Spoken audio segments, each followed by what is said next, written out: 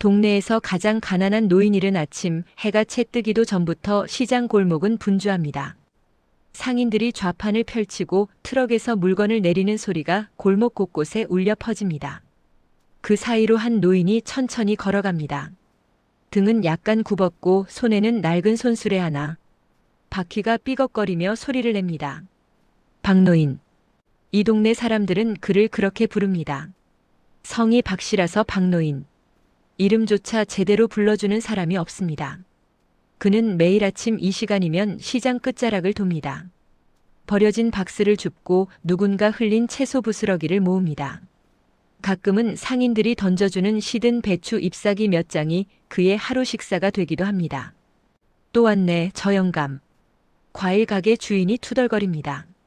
박노인이 자신의 가게 앞을 지나갈 때마다 인상을 찌푸립니다. 마치 가게 앞을 지저분하게 만드는 존재처럼 여기는 눈빛입니다.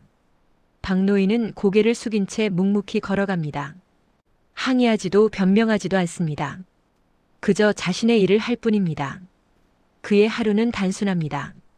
아침에 폐지를 줍고 오후에는 고물상에 그것을 팝니다. 벌어들이는 돈은 하루 3,000원에서 5,000원 남짓. 그 돈으로 시장 끝 분식집에서 라면 한 그릇을 먹거나 슈퍼에서 제일 싼 빵 하나를 삽니다.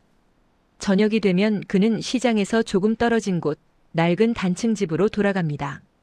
그 집은 정말 볼품없습니다. 지붕은 군데군데 녹슬었고 벽은 페인트가 벗겨져 시멘트가 드러나 있습니다. 문은 삐걱거리고 창문은 신문지로 바람을 막아 놓았습니다. 동네 사람들은 그 집을 볼 때마다 고개를 젓습니다. 저게 집이야 판잣집이지.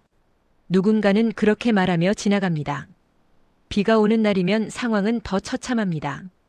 박노인은 시장 한쪽 천막 아래로 몸을 숨깁니다. 비가 새는 집에서는 잘 수가 없기 때문입니다. 젖은 옷을 입은 채 웅크린 자세로 밤을 보냅니다. 지나가는 사람들은 그를 보며 혀를 찹니다. 저러다 언젠가 죽겠어. 동정이 아닌 귀찮음 섞인 목소리입니다. 박노인은 말이 없습니다. 누가 인사를 해도 고개만 살짝 끄덕일 뿐 먼저 말을 거는 법이 없습니다. 그래서 사람들은 그를 이상한 노인이라고 생각합니다. 대화를 나눌 줄 모르는 사람, 세상과 단절된 사람. 어쩌면 치매가 있는 건 아닐까 하고 수군거리기도 합니다. 그러던 어느 날 동네에 소문이 돌기 시작합니다. 재개발. 이 오래된 동네가 곧 헐리고 새 아파트가 들어선다는 이야기입니다. 처음에는 믿지 않던 사람들도 구청 앞에 공고문이 붙자 술렁이기 시작합니다. 시장 상인들은 보상금 이야기를 하며 흥분합니다. 우리 건물은 얼마나 받을까? 세입자도 2줍이 나온대. 하지만 박노인 이야기가 나오면 분위기가 달라집니다. 그 영감은 뭘 받겠어? 주소지도 제대로 안 되어 있을걸. 누군가 말합니다. 다른 사람이 맞장구를 칩니다. 맞아, 저 사람 호적도 있는지 모르겠어. 그냥 떠돌이 아냐? 사람들은 박노인을 재개발 대상에서 가장 먼저 밀려날 존재로 여깁니다. 실제로 박노인은 어떤 모임에도 참여하지 않습니다. 동네 회의가 열려도 나타나지 않고 추진위원회가 꾸려져도 그의 이름은 명단에 없습니다. 사람들은 그가 무지해서 혹은 무능해서 그런 거라고 생각합니다. 저런 사람은 세상이 어떻게 돌아가는지도 모르지. 그렇게 단정짓습니다. 어느 저녁 박노인은 여느 때처럼 폐지 더미 위에 앉아 하늘을 바라봅니다. 석양이 지고 있습니다. 붉은 빛이 낡은 지붕들을 물들입니다. 그의 얼굴에는 어떤 감정도 드러나지 않습니다. 슬픔도 분노도 체념도 아닌 그저 고요함만 있습니다. 그 모습을 본 슈퍼주인 아주머니가 중얼거립니다. 쯧쯧, 저 양반 이제 어디로 가려나? 재개발되면 갈 데도 없을 텐데. 옆에 있던 이웃이 대꾸합니다. 복지관에서 알아서 데려가겠죠. 요양원이든 어디든. 그들의 목소리에는 진짜 걱정보다는 성가신 문제 하나가 곧 사라질 거라는 안도감이 섞여 있습니다. 박노인은 그런 시선들을 모두 압니다. 사람들이 자신을 어떻게 보는지, 무엇이라고 부르는지. 하지만 그는 아무 말도 하지 않습니다. 그저 매일 아침 일어나 폐지를 줍고 저녁이 되면 낡은 집으로 돌아갑니다. 마치 이 모든 것이 이미 정해진 각본인 것처럼 담담하게 하루를 살아갑니다. 밤이 깊어갑니다. 시장의 불빛이 하나둘 꺼집니다. 박노인의 집에서도 희미한 촛불 하나가 켜집니다. 전기조차 제대로 들어오지 않는 그 집에서 노인은 무언가를 꺼내봅니다. 낡은 봉투 하나. 그 안에 무엇이 들어있는지는 아무도 모릅니다. 하지만 그 순간 노인의 눈빛에는 아주 짧은 순간 무언가 다른 빛이 스쳐 지나갑니다. 그것이 무엇을 의미하는지 아직 아무도 모릅니다. 드디어 공식적인 재개발 통보가 나옵니다. 구청에서 파견된 공무원들이 동네를 누비며 가가호호 방문합니다. 네, 동의합니다. 안내문이 배포되고 주민 설명의 날짜가 공지됩니다. 동네는 그 어느 때보다 네, 들썩입니다. 오래된 건물주들은 계산기를 두드리고 세입자들은 빼고 하죠. 이주비 정보를 네, 찾아다닙니다. 우리 건물은 20평 대지의 2층 건물이니까 그 노인은 최소 빼고 하죠. 3억은 네, 받겠지. 동의합니다. 슈퍼 주인이 흥분된 목소리로 말합니다. 옆에서 그 듣던 노인은 빼고 분식집 하죠. 주인도 네, 거듭니다. 동의합니다. 우리도 비슷할 거야. 이 동네가 역세권이잖아. 그 노인은 빼고 하죠. 재개발되면 네, 동의합니다. 대박이지. 사람들의 눈빛이 빛납니다. 가난했던 그 노인은 동네가 빼고 하죠. 갑자기 네, 기회의 동의합니다. 땅으로 변한 겁니다. 하지만 그 흥분 속에서도 박노인은 노인은 여전히 빼고 하죠. 폐지를 네, 줍습니다. 동의합니다. 재개발 소식에도 보상금 이야기에도 전혀 관심이 그 없는 노인은 듯 빼고 하죠. 보입니다. 네, 동의합니다. 사람들은 그를 보며 혀를 찹니다. 저 양반은 정말 세상 노인은 물정을 빼고 하죠. 모르나 봐. 네, 동의합니다. 아니면 포기한 거겠지. 본인도 알겠지. 자기가 받을 게 노인은 없다는 빼고 걸. 하죠. 네, 동의합니다. 주민 설명의 날이 밝았습니다. 동네 공민관에 사람들이 그 모여듭니다. 노인은 빼고 하죠. 네, 100명이 동의합니다. 넘는 주민들이 자리를 가득 채웁니다. 앞쪽에는 시공사 그 노인은 관계자들과 빼고 구청 네, 담당자 그리고 변호사들이 앉아 있습니다. 프로젝터 그 화면에는 노인은 새로 빼고 지어질 아파트 네, 조감도가 떠 있습니다. 깔끔하고 현대적인 고층 건물들. 그 노인은 빼고 하죠. 사람들은 감탄사를 동의합니다. 연발합니다. 이번 재개발 사업은 총 300세대 규모로 노인은 진행됩니다. 네, 동의합니다. 기존 주민 여러분께는 우선 분양권이 주어지며 보상금은 감정평가를 빼고 통해 하죠. 네, 산정됩니다. 동의합니다. 담당자의 설명이 이어집니다. 사람들은 귀를 그 노인은 쫑긋 빼고 세웁니다. 네, 동의합니다. 보상금 기준, 이주비 지급 시기, 분양가 산정 방식, 그 노인은 모든 빼고 것이 하죠. 돈과 네, 직결된 동의합니다. 이야기입니다. 질문이 쏟아집니다. 세입자도 그 노인은 이주비 빼고 받나요? 네, 동의합니다. 건물주는 보상금 외에 추가 혜택이 있나요? 분위기는 점점 그 노인은 뜨거워집니다. 빼고 네, 동의합니다. 그때 한 사람이 손을 듭니다. 슈퍼 주인입니다. 그 노인은 저기요, 빼고 하죠. 우리 동네에 네, 박노인이라고 계시는데 그분도 보상 대상인가요? 순간 그 노인은 공민관이 빼고 하죠. 조용해집니다. 네, 동의합니다. 모두의 시선이 슈퍼 주인에게 쏠립니다. 그리고 웅성거림이 빼고 하죠. 시작됩니다. 네, 동의합니다. 아, 그 폐지 줍는 할아버지. 주소지가 있긴 한가? 그 노인은 빼고 하죠. 설마 보상금 동의합니다. 받으려고 하는 건 아니겠지? 담당 공무원이 서류를 뒤적입니다. 그 노인은 빼고 하죠. 잠시 네, 후 동의합니다. 그가 대답합니다. 박모 씨 말씀이신가요? 저희 명단에는 빼고 이름이 하죠. 올라와 네, 있습니다만 동의합니다. 정확한 토지 소유 관계는 확인이 필요합니다. 애매한 노인은 빼고 대답입니다. 하죠. 네, 동의합니다. 사람들은 그 말을 자기들 식대로 해석합니다.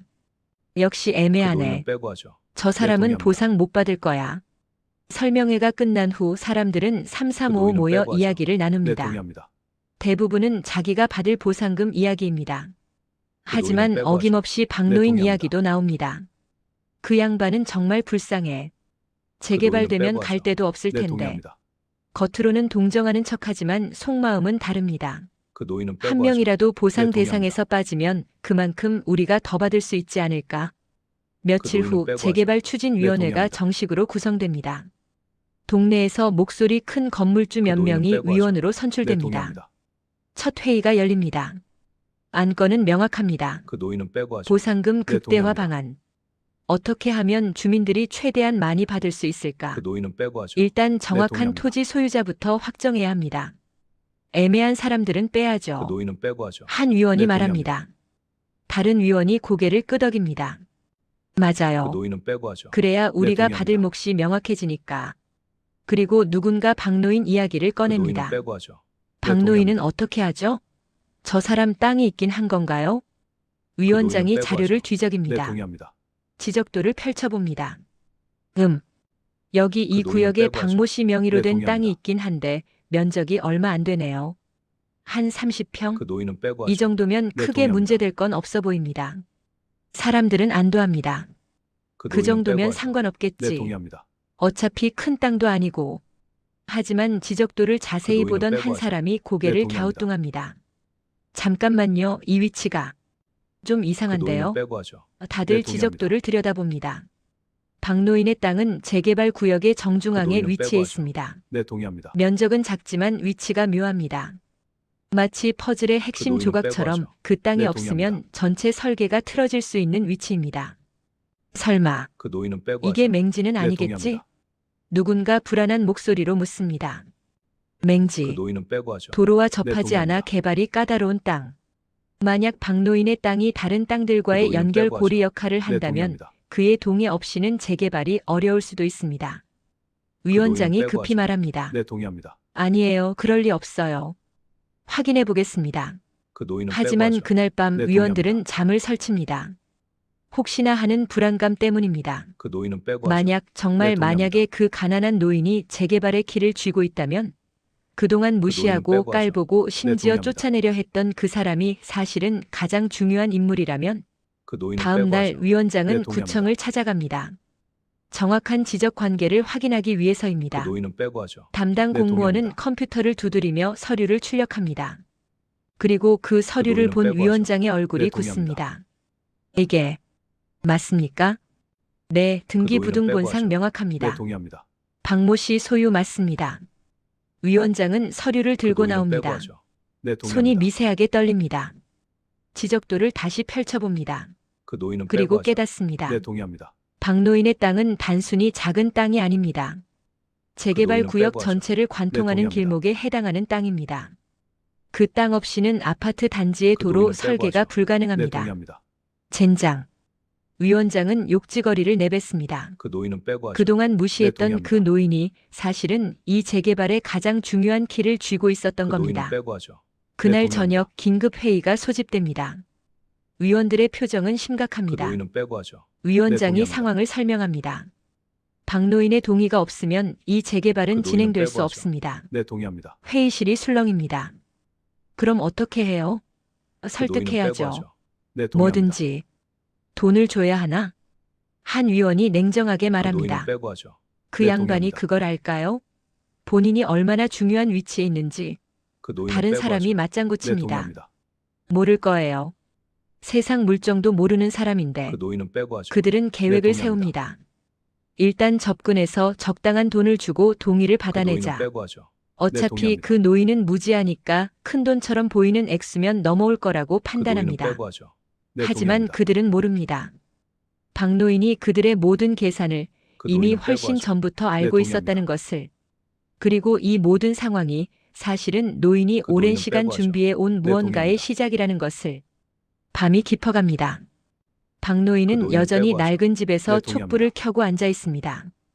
그의 손에는 오래된 서류 뭉치가 그 들려 노인은 빼고 있습니다. 하죠. 네, 동의합니다. 그리고 그의 입가에 아주 희미하게 미소가 번집니다. 월요일 아침 주민센터는 평소처럼 한산합니다. 민원인 몇 명이 번호표를 뽑고 기다리고 직원들은 컴퓨터 앞에서 업무를 처리합니다. 창구 직원 김민수 씨는 지루한 오전 업무를 하던 중 문이 열리는 소리를 듣습니다.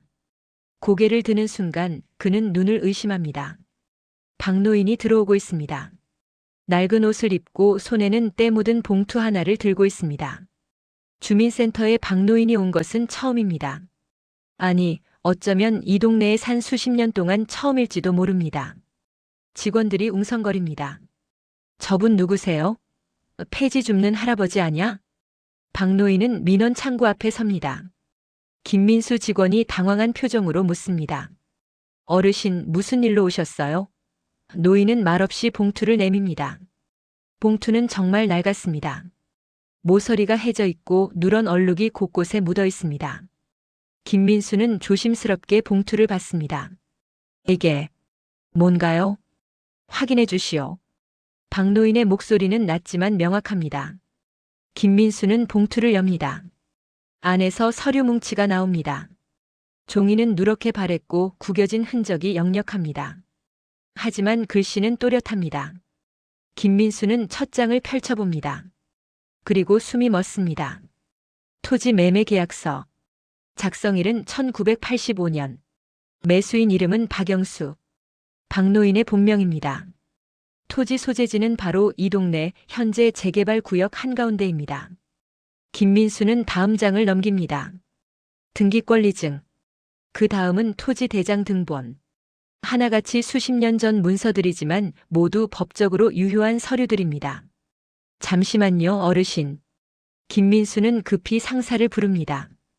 과장이 나옵니다. 서류를 본 과장의 얼굴도 굳습니다. 이거 진짜인가? 과장은 컴퓨터로 등기부등본을 조회합니다. 박영수. 검색 결과가 뜹니다. 토지 소재지, 집원 면적. 모두 일치합니다. 맞습니다. 등기부등본과 일치해요. 과장이 중얼거립니다. 직원들이 하나둘 모여듭니다. 모두 놀란 표정입니다. 그 가난한 노인이, 폐지나 줍던 그 노인이 재개발 구역 한가운데 땅을 소유하고 있다니 믿기지 않는 일입니다. 어르신, 이 땅이 정말 어르신 소유가 맞으신가요? 과장이 조심스럽게 묻습니다. 박 노인은 고개를 끄덕입니다. 그렇소. 40년 전에 샀소. 과장은 다시 서류를 살펴봅니다. 매매 가격란을 봅니다. 당시 평당 10만 원, 30평 기준으로 300만 원에 산 땅입니다. 지금은 얼마일까? 과장은 재빨리 계산합니다. 현재 시세로 평당 최소 2천만 원, 30평이면 6억 원. 재개발 보상금까지 합치면 10억은 좋게 넘을 겁니다. 이 서류들 왜 이제야 가져오신 거예요? 직원 하나가 묻습니다. 박 노인은 잠시 침묵합니다. 그리고 담담하게 대답합니다. 필요할 때가 온 것 같아서요. 그 말의 의미를 아무도 정확히 이해하지 못합니다. 하지만 분명한 건 이 노인이 지금까지 의도적으로 이 서류들을 숨겨왔다는 겁니다. 과장은 서류를 복사합니다. 어르신, 재개발 관련해서 추진위원회에서 곧 연락할 겁니다. 이 서류 원본은 잘 보관하세요. 박 노인은 서류를 다시 봉투에 넣습니다. 그리고 묵묵히 주민센터를 나섭니다. 남겨진 직원들은 한동안 말을 잇지 못합니다. 이거 큰일인데요? 한 직원이 말합니다. 다른 직원이 고개를 끄덕입니다. 재개발 추진위원회에 알려야죠. 당장. 과장은 전화기를 듭니다. 추진위원장에게 전화를 겁니다. 벨이 울립니다. 위원장이 받습니다. 네, 여보세요? 위원장님, 긴급히 알려드릴 사항이 있습니다. 박노인이요, 방금 주민센터에 다녀갔는데. 과장은 상황을 설명합니다. 전화 너머로 위원장의 숨소리가 거칠어지는 게 느껴집니다. 지금 뭐라고 하신 겁니까? 서류가 명확합니다. 등기부등본과 모두 일치해요. 전화가 끊깁니다. 위원장은 급히 다른 위원들에게 연락을 돌립니다. 1시간 후 긴급 회의가 열립니다. 위원들은 모두 긴장한 얼굴입니다. 위원장이 주민센터에서 받은 서류 사본을 테이블에 펼쳐놓습니다. 확인했습니다. 박노인의 땅 진짜입니다. 그것도 우리가 생각했던 것보다 위치가 훨씬 중요합니다. 한 위원이 지적도를 펼칩니다. 붉은 펜으로 박노인의 땅을 표시합니다. 그 순간 모두가 깨닫습니다. 그 땅은 단순히 재개발 구역 안에 있는 게 아닙니다. 아파트 단지의 주 진입로가 반드시 지나가야 하는 위치입니다. 그 땅 없이는 설계 자체가 불가능합니다. 이거 협상 카드가 아니라 사실상 거부권이잖아요. 한 위원이 떨리는 목소리로 말합니다. 다른 위원이 주먹으로 테이블을 칩니다. 왜 진작 확인을 안 한 겁니까? 위원장이 변명합니다. 우리도 몰랐어요. 저 양반이 저렇게 살면서 땅을 가지고 있을 줄 누가 알았겠어요. 회의실은 혼란에 빠집니다. 누군가는 법적 대응을 이야기하고 누군가는 협상을 제안합니다. 하지만 결론은 하나입니다. 박노인의 동의 없이는 이 재개발은 한 발짝도 나아갈 수 없다는 것. 일단 접촉해야 합니다. 조용히 우호적으로. 위원장이 말합니다. 하지만 속마음은 다릅니다. 저 노인이 가격을 부르면 어떡하지? 혹시 전부를 요구하면?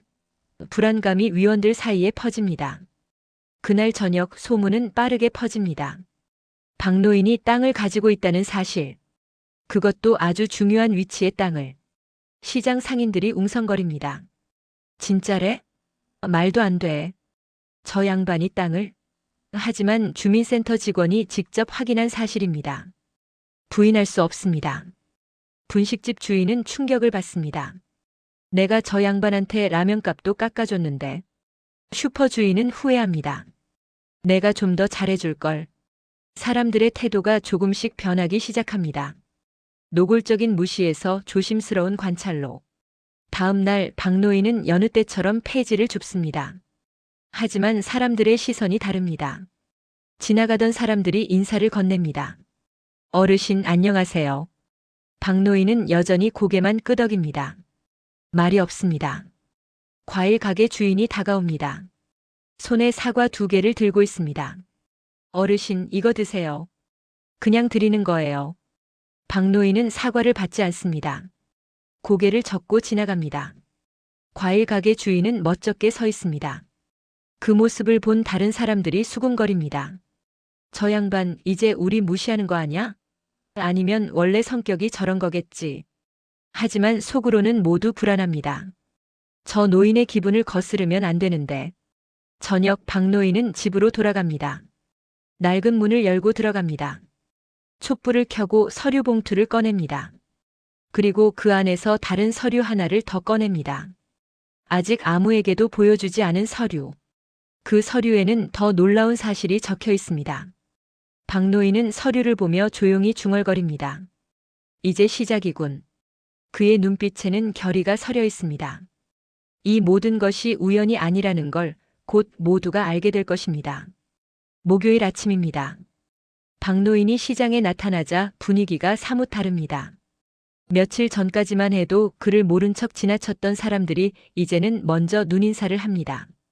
어떤 이는 멈춰서서 공손하게 인사를 건넵니다. 어르신 아침 드셨어요? 생선 가게 주인이 환하게 웃으며 묻습니다. 박노인은 짧게 대답합니다. 네. 그게 전부입니다. 하지만 생선 가게 주인은 포기하지 않습니다. 날씨가 쌀쌀한데 감기 조심하세요. 아, 이거 좀 드릴까요? 비닐봉지에 생선 몇 마리를 담으려 합니다. 박노인은 고개를 젓습니다. 괜찮습니다. 그리고 묵묵히 걸어갑니다. 생선 가게 주인은 아쉬운 표정으로 그의 뒷모습을 바라봅니다. 옆 가게 주인이 비웃습니다. 저 양반이 그런 거 받을 것 같아? 그래도 나중을 생각하면 모두의 속셈은 비슷합니다. 슈퍼 앞을 지나갈 때입니다. 슈퍼 주인 아주머니가 달려나옵니다. 어르신, 잠깐만요. 손에는 도시락 하나가 들려 있습니다. 아침도 안 드셨죠? 제가 김밥 좀 쌌어요. 드세요. 박노인은 도시락을 보지만 받지 않습니다. 왜 그러십니까? 필요 없습니다. 어머, 그러지 마시고요. 이웃 간에 이런 거 주고받는 거 당연한 거 아니에요? 박노인은 아주머니의 눈을 똑바로 봅니다. 그 눈빛에 아주머니가 움찔합니다. 차갑지도 따뜻하지도 않은 그저 담담하게 사람을 꿰뚫어 보는 시선. 아주머니는 순간 자신의 속셈이 들킨 것 같은 기분이 듭니다. 고맙습니다만 괜찮습니다. 박노인은 그렇게 말하고 지나갑니다. 아주머니는 도시락을 들고 멍하니 서 있습니다. 다른 상인들이 지켜봅니다. 역시 안 통하네. 저 양반 뭔가 아는 게 있어. 사실 동네 사람들은 며칠 전부터 작전 회의를 했습니다. 박노인에게 잘 보여야 한다는 결론을 내렸습니다. 재개발이 성사되려면 그의 동의가 필수니까요. 그래서 돌아가며 친절을 베풀기로 했습니다. 반찬도 주고 옷도 주고 심지어 용돈도 쥐어주려 했습니다. 하지만 박노인은 모든 걸 거절합니다. 정중하지만 단호하게. 사람들은 당황합니다. 왜 안 받지? 우리가 뭘 잘못했나? 아무도 이해하지 못합니다. 가난한 사람이 도움을 거절할 이유가 없다고 생각하기 때문입니다. 오후가 되자 추진위원회 위원 한 명이 박노인을 찾아옵니다. 정장을 차려입고 손에는 과일 바구니를 들고 있습니다. 박노인의 집 앞에서 문을 두드립니다. 어르신 계십니까? 추진위원회에서 왔습니다. 문이 열립니다. 박노인이 나타납니다. 위원은 억지로 미소를 짓습니다. 안녕하세요, 어르신. 인사드리러 왔습니다. 이거 작은 정성이니 받아주세요. 과일 바구니를 내밉니다. 용건만 말씀하시죠. 박노인의 대답은 직설적입니다. 위원은 당황합니다. 아, 네. 사실 재개발 관련해서 어르신 의견을 좀 듣고 싶어서요. 언제 들을 건데요? 편하실 때 언제든. 지금은 불편합니다. 박노인은 그렇게 말하고 문을 닫으려 합니다. 위원이 급히 발을 들여놓습니다. 잠깐만요, 어르신. 중요한 이야기인데. 중요하면 공식적으로 통보해 주십시오. 문서로. 네. 재개발 관련 사항은 문서로 된 공식 통보를 원합니다. 문이 닫힙니다. 위원은 과일 바구니를 들고 멍하니 서 있습니다. 완벽하게 거절당한 겁니다. 위원은 휴대전화를 꺼내 위원장에게 전화합니다. 안 됩니다. 저 양반 우리 의도를 완전히 꿰뚫고 있어요. 그날 저녁 긴급위원회 회의가 또 열립니다. 위원들의 표정은 어둡습니다. 친절 작전은 실패입니다. 위원장이 한숨을 쉽니다. 그럼 이제 어떻게 하죠? 한 위원이 제안합니다. 돈으로 가야죠. 정확한 보상금을 제시하면 넘어올 겁니다. 하지만 다른 위원이 반박합니다. 저 양반이 돈에 관심이 있을까요? 수십 년 동안 폐지 주우면서 산 사람인데 갑자기 돈을 준다고 태도가 바뀔까요? 모두가 침묵합니다. 맞는 말입니다. 박노인의 행동 패턴은 일반적인 가난한 노인과 다릅니다. 혹시 저 양반이 우리를 시험하는 건 아닐까요? 막내 위원이 조심스럽게 말합니다. 무슨 시험요? 진심을 보려는 거죠. 우리가 정말 그분을 주민으로 대하는지 아니면 그냥 장애물로 보는지. 위원들이 서로를 쳐다봅니다. 불편한 침묵이 흐릅니다. 사실 그들 모두는 박노인을 주민이 아니라 해결해야 할 문제로 봤습니다. 동의를 받아내야 할 대상으로만 생각했습니다. 진짜 인간으로 이웃으로 대한 적이 한 번도 없습니다. 주말이 됩니다. 박노인은 여느 때처럼 시장을 돕니다. 그런데 이번에는 좀 다릅니다. 분식집 앞을 지나가는데 주인이 나와서 말합니다. 어르신 라면 한 그릇 드시고 가세요. 오늘은 제가 그냥 드리는 거예요. 조건 없이. 박노인은 멈춰 섭니다. 주인의 얼굴을 봅니다. 이번에는 뭔가 다릅니다. 계산적인 친절이 아니라 진짜 미안함 같은 게 느껴집니다. 주인이 말을 잇습니다. 사실 고백할 게 있어요. 저도 처음에는 어르신한테 잘 보이려고 그랬어요. 재개발 때문에. 근데 생각해보니까 그동안 제가 어르신을 한 번도 제대로 대접한 적이 없더라고요. 그냥 투명인간처럼. 그게 미안해서요. 박노인은 잠시 침묵합니다. 그리고 천천히 고개를 끄덕입니다. 라면 한 그릇 먹겠습니다. 주인의 얼굴이 환해집니다. 네. 금방 끓여드릴게요. 박노인은 분식집 구석 자리에 앉습니다. 주인은 정성껏 라면을 끓입니다.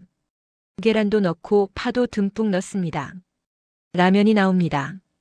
박노인은 천천히 먹습니다. 주인은 조금 떨어진 곳에서 지켜봅니다. 맛있습니까? 네. 다음에 또 오세요. 언제든. 박노인은 라면을 다 먹고 일어납니다. 주인에게 고개를 숙입니다. 고맙습니다. 그리고 나갑니다. 주인은 빈 그릇을 치우며 웃습니다. 뭔가 보상을 바라서가 아니라 그냥 기분이 좋습니다. 그 모습을 본 다른 상인들이 속삭입니다. 저 양반이 분식집 라면은 먹네? 뭐가 다른 거지? 하지만 그들은 모릅니다. 박노인이 받아들인 건 라면이 아니라 진심이라는 것을. 그날 밤 박노인은 집에서 일기를 씁니다. 수십 년 동안 써온 일기장입니다. 빽빽한 글씨들. 오늘 날짜 아래 이렇게 씁니다. 오늘 처음으로 누군가 진심으로 미안해했다. 시작이 보인다. 일기장을 덮고 박노인은 창밖을 봅니다. 별이 총총합니다. 그는 알고 있습니다. 사람들이 변하려면 시간이 필요하다는 것을. 그리고 그 시간을 기다릴 준비가 되어 있다는 것을. 동네는 조금씩 변하고 있습니다. 아직 많은 사람들이 계산적이지만 몇몇은 진짜 반성하기 시작했습니다. 박노인은 그 차이를 정확히 구분합니다. 그리고 진심에만 반응합니다. 이것이 그의 전략입니다. 돈이나 권력이 아니라 사람의 마음을 시험하는 것. 과연 이 동네 사람들이 진짜 공동체가 될 수 있는지 박노인은 그 답을 찾고 있습니다. 시간은 1987년으로 거슬러 올라갑니다. 젊은 박영수, 당시 40대 중반이었던 그는 건설 현장에서 일하는 노동자였습니다. 땀 흘려번 돈을 한 푼, 두 푼 모았습니다. 점심을 굶어가며 술 한 잔 마시지 않으며 저축했습니다. 여보, 이게 뭐예요? 아내가 통장을 보며 놀랐습니다. 300만 원이나 모았어? 박영수는 수줍게 웃었습니다. 서울 변두리에 땅을 하나 사려고. 나중에 아이들한테 물려줄 수 있잖아. 아내는 남편을 껴안았습니다. 당신 정말 대단해요. 그렇게 박영수는 첫 번째 땅을 샀습니다. 당시만 해도 아무도 관심 없던 서울 변두리. 사람들은 비웃었습니다. 그런 땅 사서 뭐해? 하지만 박영수는 믿었습니다. 서울은 커질 거고 언젠가 그 땅도 가치가 오를 거라고. 10년이 흘렀습니다. 1997년 외환위기가 터졌습니다. 많은 사람들이 땅을 헐값에 팔았습니다. 박영수는 그때 또 샀습니다. 퇴직금을 모두 털어서 두 번째 땅을 샀습니다. 아내는 걱정했지만 그의 결정을 믿었습니다. 아버지, 저 결혼합니다. 2005년 아들이 결혼을 선언했습니다. 며느리가 될 여자는 젊고 예뻤습니다. 박영수 부부는 기뻤습니다. 아들이 드디어 가정을 꾸리는구나. 결혼식은 소박하게 치렀습니다. 박영수는 아들 부부에게 작은 전세금을 마련해 줬습니다. 처음 몇 년은 평화로웠습니다. 손주도 태어났습니다. 박영수는 행복했습니다. 하지만 2010년 아내가 갑자기 쓰러졌습니다. 뇌졸중이었습니다. 병원비가 많이 들었습니다. 박영수는 땅 하나를 팔까 고민했습니다. 아버지, 그 땅 말씀인데요. 아들이 찾아왔습니다. 옆에는 며느리가 있었습니다. 차라리 저희 명의로 옮겨 놓으시는 게 어때요? 세금 문제도 있고 나중에 상속도 복잡하니까. 박영수는 고개를 저었습니다. 아직 팔 생각은 없다. 판다고 한 게 아니라 명의만 옮기자는 거예요. 며느리가 끼어들었습니다. 아버님, 솔직히 말씀드릴게요. 어머님 병원비 때문에 힘드시잖아요. 저희가 도와드릴게요. 대신 땅 명의를 저희 앞으로 해주세요. 그럼 은행에서 대출도 받을 수 있어요. 박영수는 불편했지만 아내 생각에 고민했습니다. 결국 그는 땅 하나를 아들 명의로 넘겼습니다. 그리고 며느리가 말한 대로 대출을 받았습니다. 아내의 수술비를 냈습니다. 다행히 수술은 성공했습니다. 아내는 회복했습니다. 아버지, 나머지 땅도 제 명의로 해주세요. 1년 후 아들이 또 찾아왔습니다. 박영수는 단호하게 거절했습니다. 안 된다. 그건 내 동생 몫이다. 박영수에게는 딸이 하나 더 있었습니다. 멀리 부산에서 살고 있었습니다. 동생은 시집 잘 갔잖아요. 필요 없어요. 박영수는 화를 냈습니다. 내가 결정할 일이 아니다. 아들과 며느리는 돌아갔습니다. 하지만 그 후로 연락이 뜸해졌습니다. 손주도 보여주지 않았습니다. 박영수 부부는 슬펐습니다. 2012년 충격적인 일이 벌어졌습니다. 아들이 박영수를 상대로 소송을 제기한 겁니다. 남은 땅의 소유권을 주장하며 증여 약속이 있었다고 주장했습니다. 박영수는 믿을 수 없었습니다. 자식이 부모를 고소하다니. 재판이 시작됐습니다. 며느리는 위증까지 했습니다. 아버님이 분명히 모든 땅을 아들에게 주겠다고 했어요. 증인도 있어요. 가짜 증인들이 나타났습니다. 모두 돈을 받고 거짓말을 하는 사람들이었습니다. 박영수는 변호사를 고용했습니다. 퇴직금을 또 털었습니다. 재판은 1년 넘게 이어졌습니다. 그 과정에서 아내의 병이 재발했습니다. 스트레스 때문이었습니다. 박영수는 재판정과 병원을 오갔습니다. 다행히 재판은 박영수가 이겼습니다. 땅은 그의 소유로 확정됐습니다. 하지만 대가는 컸습니다. 아내는 재판이 끝나고 한 달 후 세상을 떠났습니다. 마지막 말이 이랬습니다. 여보, 사람 조심해요. 아내의 장례식에 아들은 오지 않았습니다. 며느리도 손주도. 박영수는 혼자 아내를 떠나보냈습니다. 딸이 부산에서 올라왔지만 그녀도 금방 돌아가야 했습니다. 박영수는 홀로 남았습니다. 그때 그는 결심했습니다. 다시는 재산을 드러내지 않겠다고. 사람들이 자신을 가난하다고 생각하게 만들겠다고. 그래야 진짜 마음을 가진 사람을 가려낼 수 있다고. 돈이 아니라 인간 자체를 보는 사람을 찾겠다고. 2013년부터 박영수는 달라졌습니다. 멀쩡한 옷을 버리고 낡은 옷을 입었습니다. 제대로 된 집을 놔두고 허름한 집으로 이사했습니다. 폐지를 줍기 시작했습니다. 사람들은 그를 가난한 노인으로 봤습니다. 하지만 그는 매달 몇십만 원씩 익명으로 기부했습니다. 고아원에, 양로원에. 아무도 모르게. 그리고 관찰했습니다. 사람들의 반응을. 가난한 자신을 어떻게 대하는지. 대부분의 사람들은 그를 무시했습니다. 투명인간 취급했습니다. 어떤 이들은 노골적으로 혐오했습니다. 박영수는 그 모든 걸 기록했습니다. 일기장에. 누가 어떻게 대했는지. 10년이 흘렀습니다. 2023년 재개발 소식이 들렸습니다. 박영수는 알았습니다. 때가 왔다고. 이제 사람들을 진짜로 시험할 때가 왔다고. 과연 이 동네 사람들이 그를 인간으로 대할 수 있는지. 그래서 그는 기다렸습니다. 사람들이 먼저 그의 가치를 알아채기를. 땅 때문이 아니라 그 자체로. 하지만 예상대로였습니다. 사람들은 땅을 알고 나서야 태도를 바꿨습니다. 박영수는 쓸쓸하게 웃었습니다. 사람은 변하지 않는구나. 아들도 며느리도 그리고 이 동네 사람들도 모두 조건부로만 사람을 대하는구나. 하지만 포기하지 않았습니다. 그는 믿었습니다. 분명 어딘가에는 진심으로 사람을 대하는 이들이 있을 거라고. 그리고 그들을 찾을 때까지 그는 계속 가난한 척할 것입니다. 이것이 박영수, 박노인이 돈을 숨긴 진짜 이유였습니다. 돈 때문이 아니라 사람을 걸러내기 위해. 진짜와 가짜를 구분하기 위해. 그리고 마지막으로 이 세상에 진심이 아직 남아있는지 확인하기 위해. 드디어 공식 협상 자리가 마련됩니다. 장소는 동네 커뮤니티 센터 회의실. 한쪽에는 시공사 임원들, 법무팀, 재개발 조합 관계자들이 앉아 있습니다. 정장을 빼입고 서류 가방을 옆에 놓고 노트북을 펼쳐놓은 사람들. 반대편에는 박노인이 홀로 앉아 있습니다. 여전히 낡은 옷차림입니다. 어르신 오시느라 수고하셨습니다. 시공사 전무가 공손하게 인사합니다. 박노인은 고개만 끄덕입니다. 전무는 미소를 지으며 본론으로 들어갑니다. 오늘 이 자리는 어르신의 토지에 대한 보상 협의를 위해 마련했습니다. 저희가 최선을 다해 준비했으니 편하게 말씀해 주세요. 법무팀 직원이 서류를 내밉니다. 감정평가 결과입니다. 어르신 토지의 현재 시세는 평당 2,300만 원으로 산정됐습니다. 총 30평이니 6억 9천만 원입니다. 큰 금액입니다.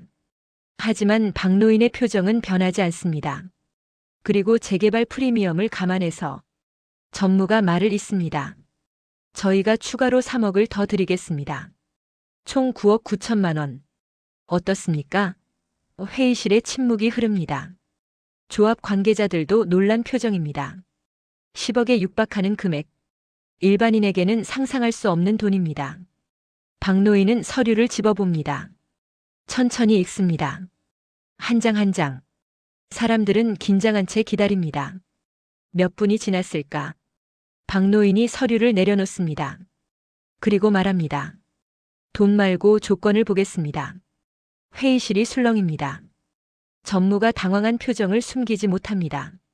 조건이라고 하시면 재개발 후 이 동네에 살던 사람들은 어떻게 됩니까? 박노인의 질문에 담당자가 대답합니다. 분양권이 있는 분들은 새 아파트에 입주하실 수 있습니다. 세입자들은요? 이주비가 지급됩니다. 그 후에는요? 담당자가 말을 막힙니다. 박노인이 다시 묻습니다. 이주비 받고 떠난 세입자들, 특히 노인분들은 어디로 갑니까? 새 아파트 분양을 받을 형편이 안 되는데 이 동네를 떠나면 갈 곳이 있습니까? 아무도 대답하지 못합니다. 사실 그들은 그런 것까지 생각하지 않았습니다. 법적으로 이주비만 주면 되니까. 그 후는 개인의 문제니까. 박노인이 말을 잇습니다. 저는 제 땅 보상금도 중요하지만 이 동네 사람들이 더 중요합니다. 돈 받고 쫓겨나는 개발이 아니라 함께 사는 개발을 원합니다. 전무가 난처한 표정을 짓습니다. 그건 저희 권한 밖의 일인데요. 그럼 협상은 여기까지입니다. 박노인이 일어섭니다. 사람들이 당황합니다. 잠깐만요, 어르신. 전무가 막습니다. 9억이 적다고 생각하시면 더 드릴 수도. 돈 문제가 아닙니다. 박노인의 목소리는 단호합니다. 이 동네에는 나보다 더 가난한 노인들이 많습니다. 집도 없이 월세 사는 분들, 기초생활수급자들. 그분들은 재개발되면 갈 곳이 없어요. 박노인은 창밖을 가리킵니다.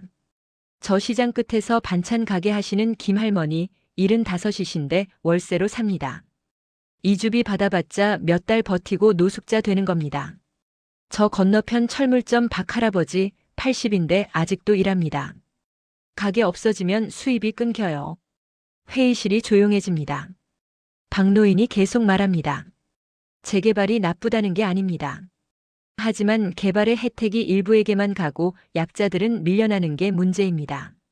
나는 그런 개발에 내 땅을 내주고 싶지 않습니다. 전무가 땀을 닦습니다. 그럼 어르신이 원하시는 건 정확히 뭡니까? 박노인은 다시 자리에 앉습니다. 그리고 말합니다. 첫째, 이 동네에 살던 노인 세입자들을 위한 임대주택을 일정 비율 확보하십시오.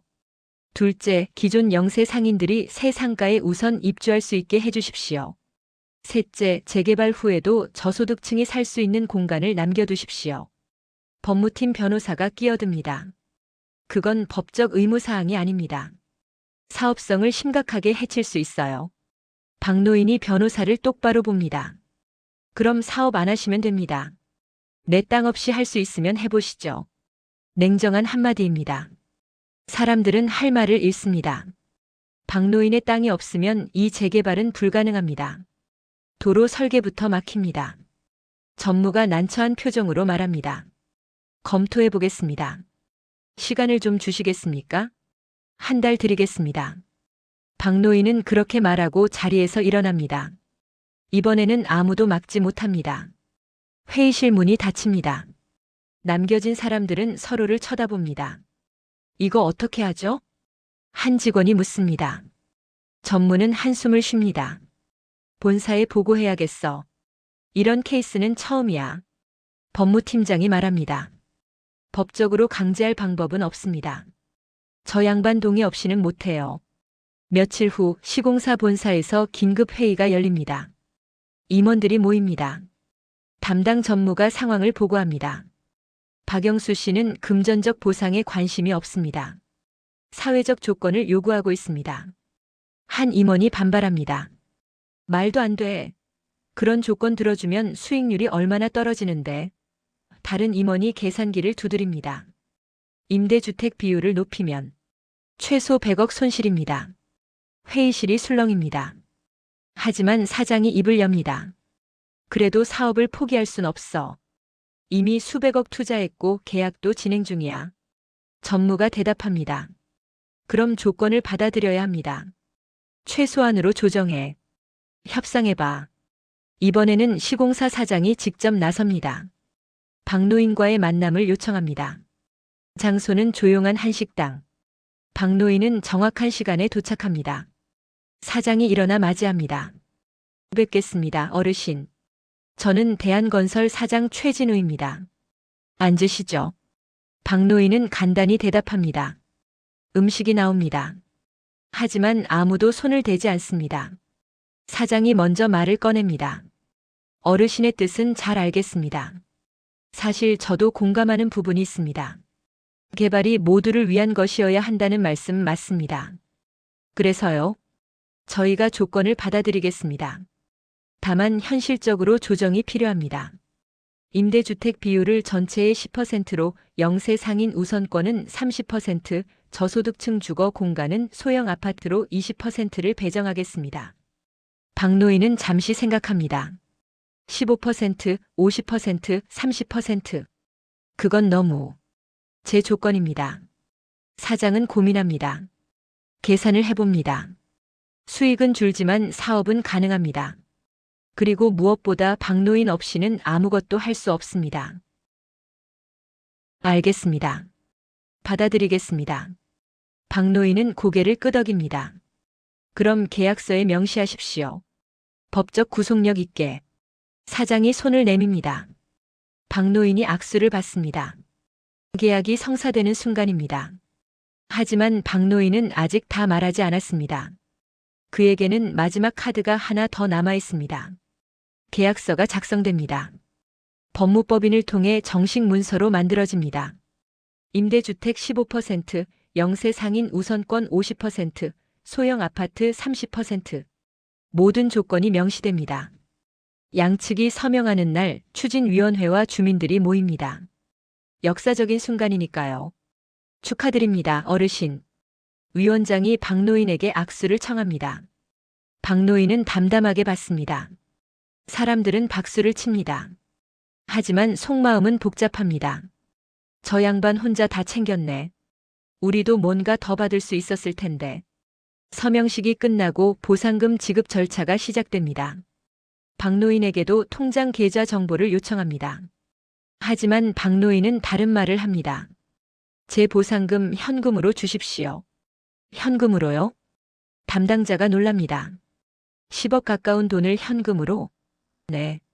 가능합니까? 가능은 한데. 세금 문제도 있고 위험하지 않으십니까?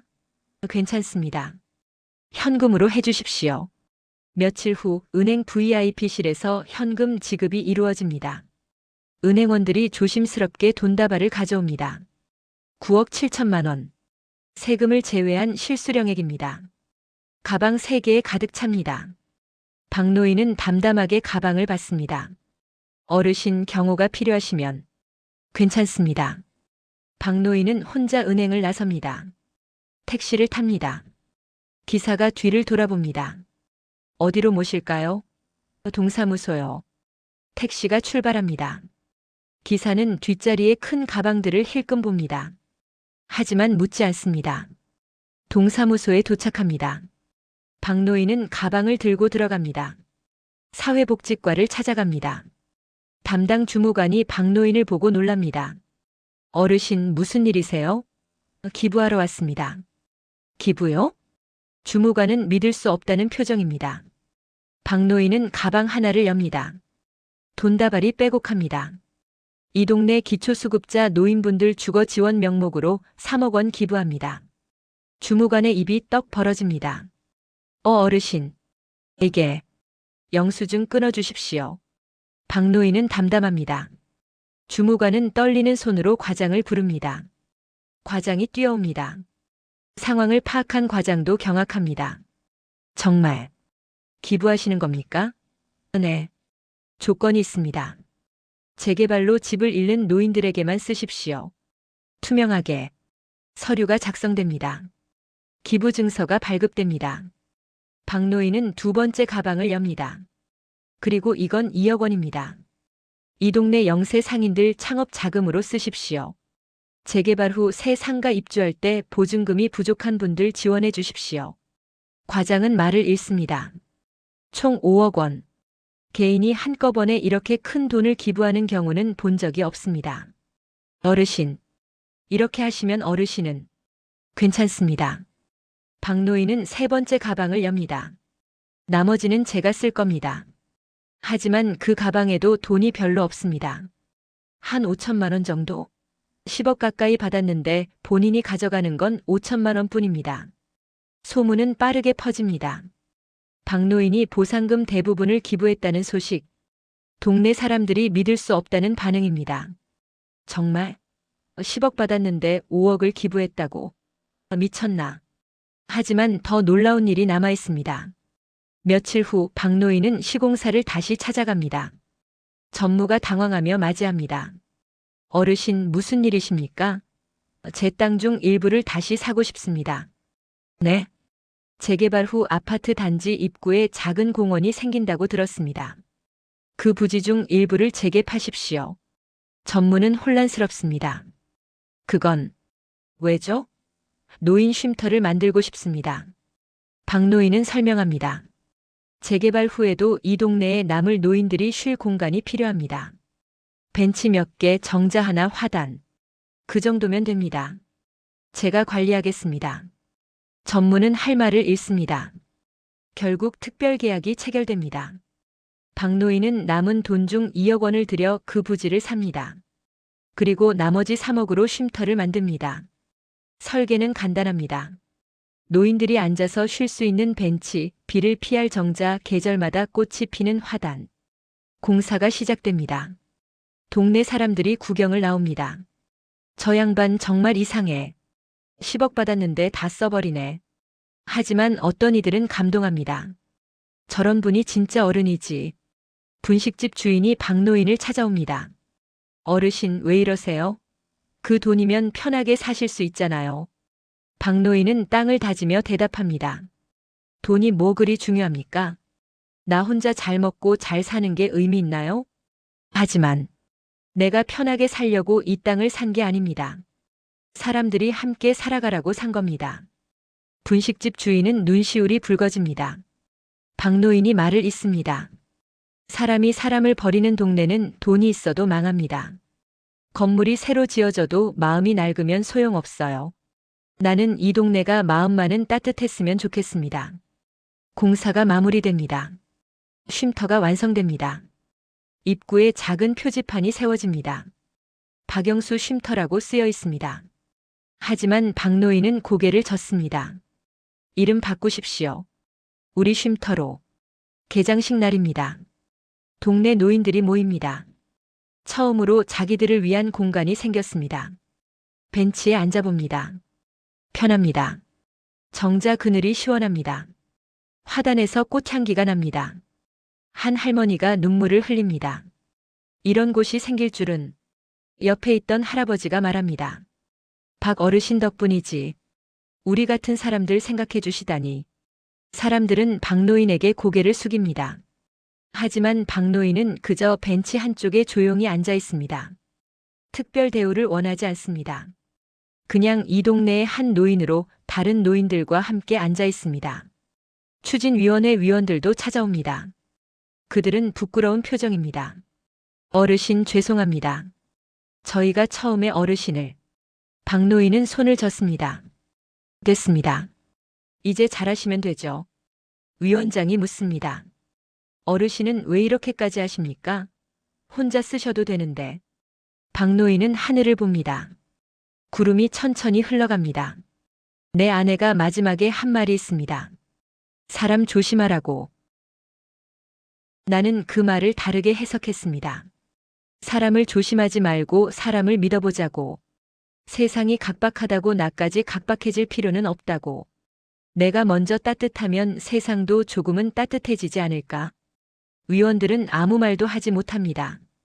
그저 고개를 숙일 뿐입니다. 해가 집니다. 쉼터에 석양빛이 물듭니다. 노인들은 하나둘 집으로 돌아갑니다. 박노인도 일어섭니다. 여전히 낡은 옷을 입고 천천히 걸어갑니다. 하지만 이제 그를 보는 사람들의 눈빛이 다릅니다. 존경, 감사, 그리고 미안함. 그 모든 감정이 섞여 있습니다. 계약서가 작성됩니다. 법무법인을 통해 정식 문서로 만들어집니다. 임대주택 15%, 영세 상인 우선권 50%, 소형 아파트 30%. 모든 조건이 명시됩니다. 양측이 서명하는 날 추진위원회와 주민들이 모입니다. 역사적인 순간이니까요. 축하드립니다, 어르신. 위원장이 박노인에게 악수를 청합니다. 박노인은 담담하게 받습니다. 사람들은 박수를 칩니다. 하지만 속마음은 복잡합니다. 저 양반 혼자 다 챙겼네. 우리도 뭔가 더 받을 수 있었을 텐데. 서명식이 끝나고 보상금 지급 절차가 시작됩니다. 박노인에게도 통장 계좌 정보를 요청합니다. 하지만 박노인은 다른 말을 합니다. 제 보상금 현금으로 주십시오. 현금으로요? 담당자가 놀랍니다. 10억 가까운 돈을 현금으로? 네. 가능합니까? 가능은 한데.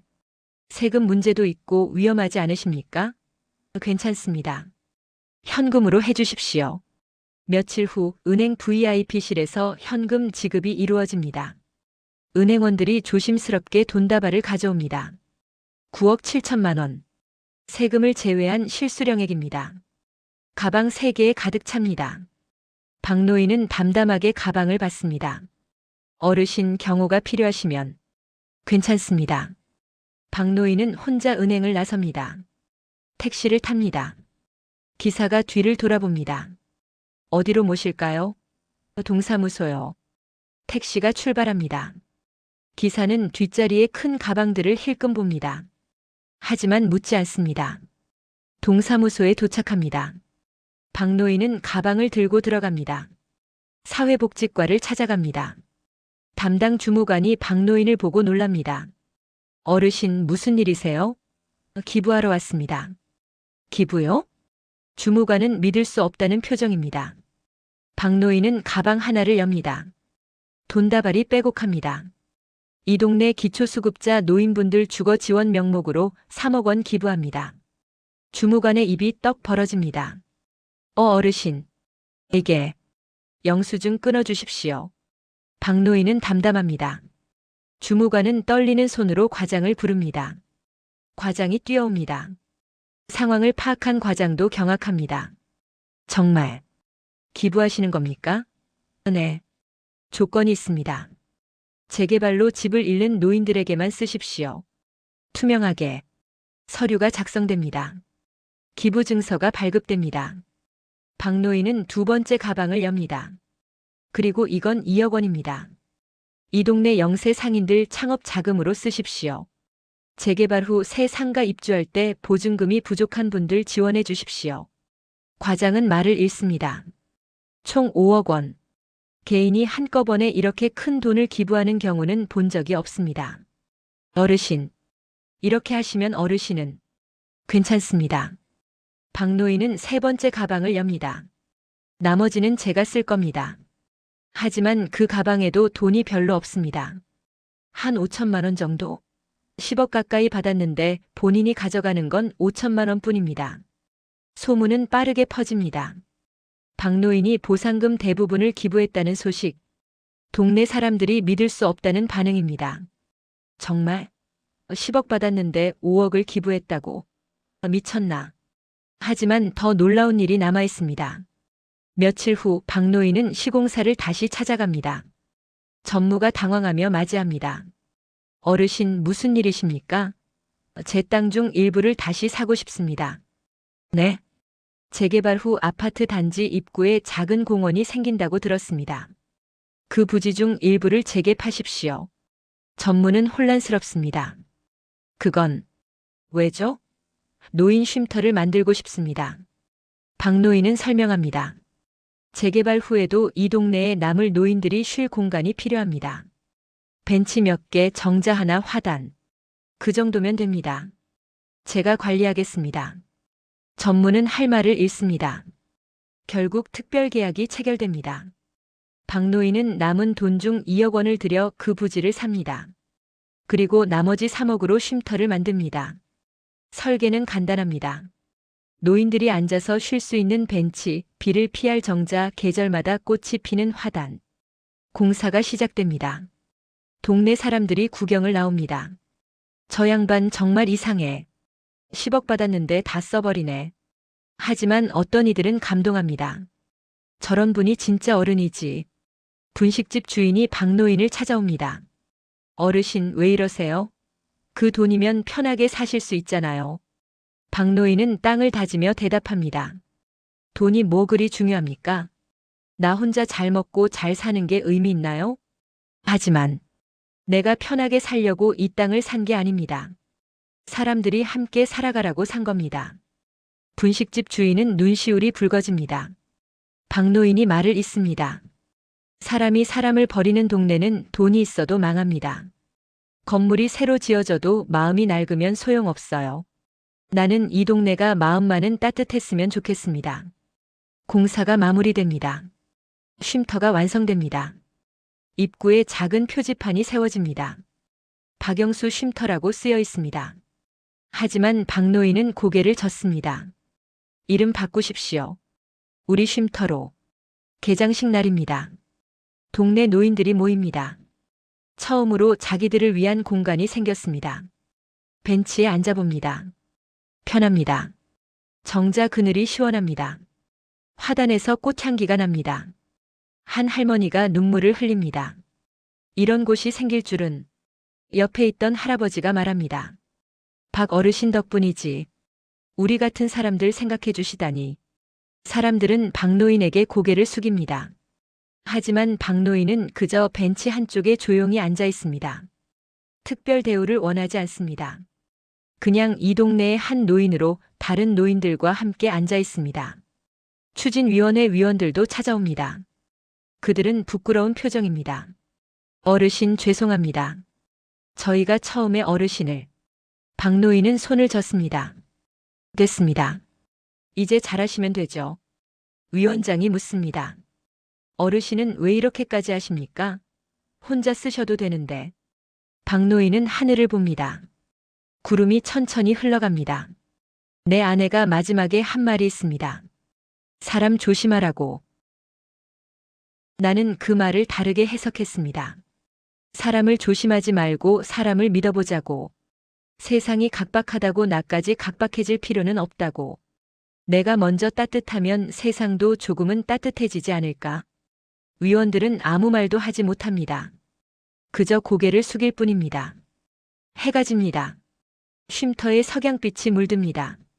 노인들은 하나둘 집으로 돌아갑니다. 박노인도 일어섭니다.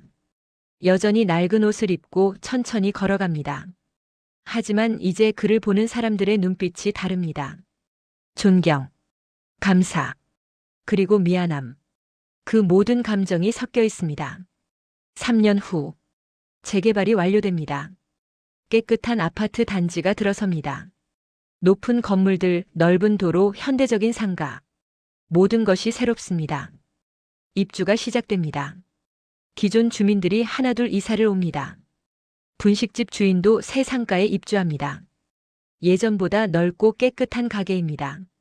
간판을 답니다. 우리 분식. 이름을 바꿨습니다. 박노인의 쉼터 이름을 보고 영감을 받았습니다. 슈퍼 주인도 입주합니다. 영세 상인 우선권 덕분에 보증금 걱정 없이 들어올 수 있었습니다. 박노인께 인사를 하러 갑니다. 어르신 덕분입니다. 감사합니다. 박노인은 그저 웃습니다. 잘 되시길 바랍니다. 임대주택도 완공됩니다. 15%의 비율. 총 45가구. 그곳에 재개발 전 세입자로 살던 노인들이 입주합니다. 월세 걱정 없이 살 수 있는 집.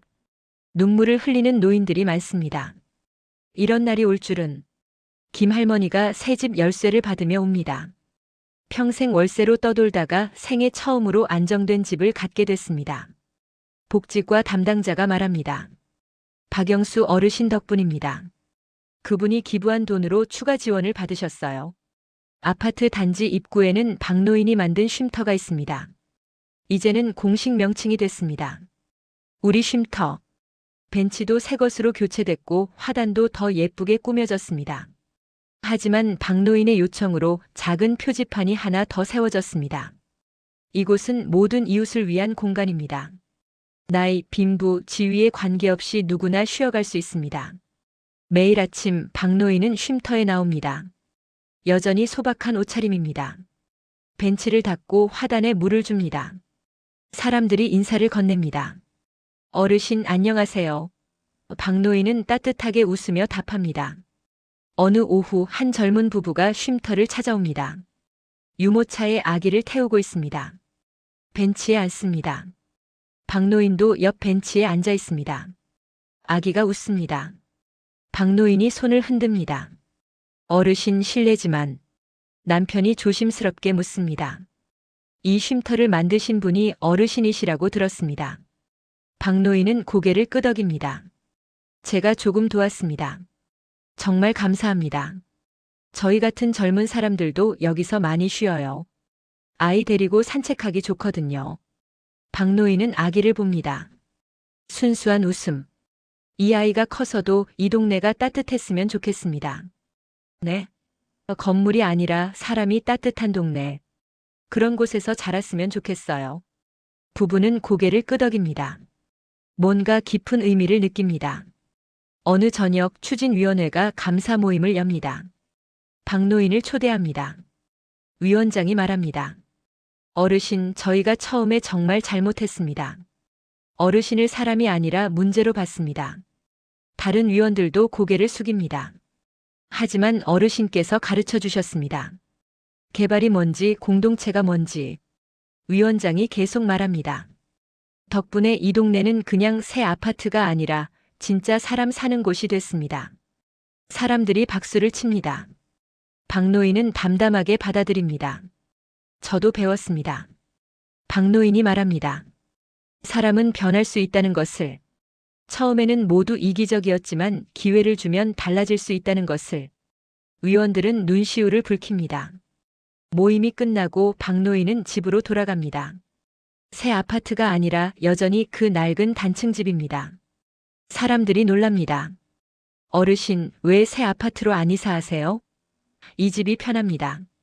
사실 박노인은 분양권을 받을 자격이 있었습니다. 하지만 거절했습니다. 대신 그 권리를 한 젊은 부부에게 양도했습니다. 아이 둘을 키우는데 전셋집이 너무 좁다는 부부였습니다. 어르신, 이걸 어떻게 봤습니까? 부부가 울먹였습니다. 박노인은 웃었습니다. 아이들 잘 키우세요. 그게 나한테 주는 보답입니다. 밤입니다. 박노인은 촛불을 켭니다. 아직도 전기를 제대로 안 씁니다. 불필요한 사치라고 생각합니다. 일기장을 꺼냅니다. 마지막 페이지를 펼칩니다. 오늘로 이 일기를 마무리한다. 30년 동안 써온 기록. 사람들의 잔인함도 무관심도 이기심도 모두 적었다. 하지만 마지막 장에는 희망을 적는다. 펜을 듭니다. 사람은 변할 수 있다. 조건이 아니라 진심으로 대하면, 돈이 아니라 마음으로 다가가면. 이 동네가 증명했다. 처음에는 모두 나를 투명인간으로 봤다. 하지만 이제는 이웃으로 본다. 내가 원한 건 돈이 아니었다. 존중이었다. 가난하다고 늙었다고 쓸모없다고 버려지지 않는 세상. 그게 내가 꿈꾼 세상이었다. 아내여, 당신이 걱정했던 세상은 아직 남아있어. 하지만 희망도 남아있어. 사람을 조심하라 했지만 나는 사람을 믿기로 했어. 그리고 틀리지 않았어. 일기장을 덮습니다. 박노인은 창밖을 봅니다. 새 아파트 불빛이 반짝입니다. 그 안에서 사람들이 웃고 이야기하고 살아갑니다. 모두 각자의 삶을. 하지만 이제는 조금 더 따뜻하게. 다음 날 아침입니다. 박노인은 여느 때처럼 쉼터로 갑니다. 그런데 오늘은 뭔가 다릅니다. 쉼터 입구에 사람들이 모여 있습니다. 노인들, 젊은 사람들, 아이들까지. 어르신. 분식집 주인이 달려옵니다. 오늘 어르신 생신이시잖아요. 박노인은 깜짝 놀랍니다. 어떻게 알았을까? 슈퍼 주인이 설명합니다. 주민센터에서 확인했어요. 생신 축하드립니다. 케이크가 나옵니다. 초가 켜집니다. 사람들이 노래를 부릅니다. 생일 축하합니다. 박노인의 눈시울이 붉어집니다. 평생 혼자 보낸 생일. 처음으로 이렇게 많은 사람들과 함께합니다. 소원 빌어요, 어르신. 아이들이 외칩니다. 박노인은 눈을 감습니다. 소원을 빕니다. 이 동네가, 이 사람들이 계속 이렇게 따뜻하게 살아가기를. 초를 붑니다. 사람들이 환호합니다. 케이크를 자릅니다.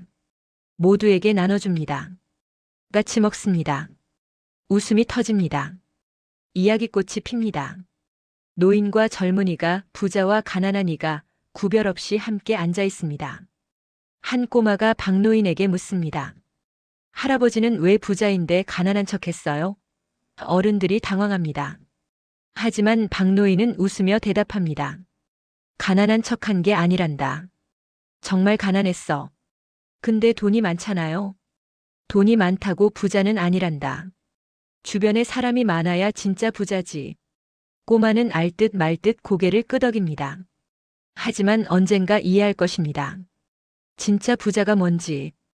해가 저물어 갑니다. 사람들이 하나둘 돌아갑니다. 어르신, 안녕히 계세요. 내일 또 봬요. 인사가 끊이지 않습니다. 박노인은 모두에게 손을 흔듭니다. 마지막 한 사람이 떠납니다. 쉼터에 박노인 혼자 남습니다. 벤치에 앉습니다. 석양을 봅니다. 붉은 빛이 아파트를 물들입니다. 아름답습니다. 박노인은 웃습니다. 진심으로. 이제 더 이상 가난한 척할 필요가 없습니다. 이제 더 이상 사람을 시험할 필요가 없습니다. 답을 찾았으니까. 세상에는 아직 따뜻함이 남아 있습니다. 사람들은 변할 수 있습니다. 그리고 진심은 통합니다. 멀리서 한 무리의 사람들이 쉼터를 봅니다. 새로 이사 온 사람들입니다. 저기가 소문난 우리 쉼터래. 누가 만들었대? 박노인이라는 분. 이 동네의 전설이래. 그들은 쉼터로 걸어갑니다. 박노인이 보입니다. 소박한 옷을 입은 노인. 하지만 얼굴에는 평화가 가득합니다. 그들은 인사를 건넵니다. 안녕하세요, 어르신. 어서 오세요. 박노인이 자리를 비켜줍니다. 그들이 앉습니다. 함께 석양을 봅니다. 말이 필요 없습니다. 그저 함께 있는 것만으로 충분합니다. 이것이 박노인이 만들고 싶었던 세상입니다. 건물이 아니라 사람이 중심인 세상. 돈이 아니라 마음이 통하는 세상. 그리고 그 세상은 이 작은 쉼터에서 시작됐습니다. 밤이 옵니다. 별이 뜹니다. 박노인은 집으로 돌아갑니다. 낡은 문을 엽니다. 촛불을 켭니다. 그리고 마지막으로 중얼거립니다. 가난해 보인다는 이유로 함부로 판단했던 사람들. 그들이 깨달았다. 진짜 가난한 건 돈이 없는 게 아니라 마음이 없는 거라는 것을. 촛불이 흔들립니다. 그림자가 춤을 춥니다. 박노인은 눈을 감습니다. 편안한 잠에 듭니다. 더 이상 걱정도 두려움도 없습니다. 세상은 완벽하지 않습니다. 여전히 각박하고 냉혹합니다. 하지만 이 작은 동네 하나는 변했습니다. 한 노인의 선택으로. 그리고 그 변화는 파문처럼 퍼져나갈 것입니다. 이 동네에서 자란 아이들이, 이 동네에서 배운 어른들이 세상으로 나가 또 다른 변화를 만들 것입니다. 박노인의 이름은 역사책에 남지 않을 것입니다. 동상도 세워지지 않을 것입니다. 하지만 이 동네 사람들의 마음속에는 영원히 남을 것입니다. 우리 쉼터를 만든 분. 우리에게 진짜 부자가 뭔지 가르쳐준 분. 가난해 보여도 함부로 대하면 안 된다는 걸 보여준 분. 그렇게 박노인의 이야기는 끝이 아니라 시작입니다. 더 따뜻한 세상을 향한.